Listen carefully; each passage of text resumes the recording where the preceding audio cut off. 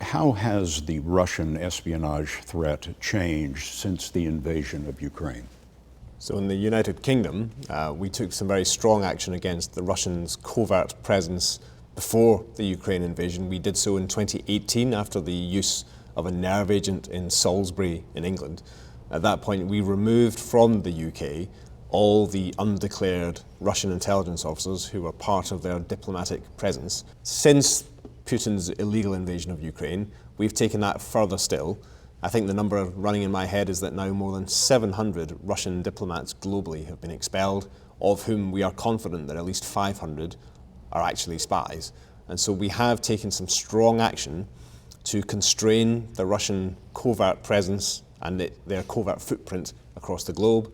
That will limit some of the options available to the Kremlin at the moment. But in our line of work, never underestimate the Russian intelligence services. They will be looking to use any other available means, including cyber methodology, to continue to exert influence and to gather intelligence. Given U.S. support for Ukraine, the threat from Russia must have changed, Mr. Director.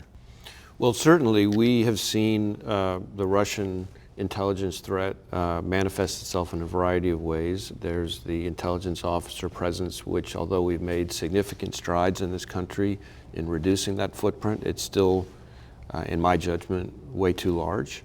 There are cyber efforts, which just since the war in Ukraine, we've had technical operations, joint technical operations with a number of the services here and others against both the GRU and the FSB, two of the Russian intelligence services, which had significant cyber operations that we made the judgment that we needed to disrupt. One of them was something called Snake malware, which was the FSB's most sophisticated malware and had been used to spy for quite some time. And we were able to, working with our partners, come up with a way to essentially turn the Russians' malware on itself, essentially it cannibalized itself and made it ineffective. And so things like that we're having to do more and more, because the same kind of Russian aggression that you see manifested itself in a very flesh and blood way on the battlefield in Ukraine is something that in cyberspace in particular,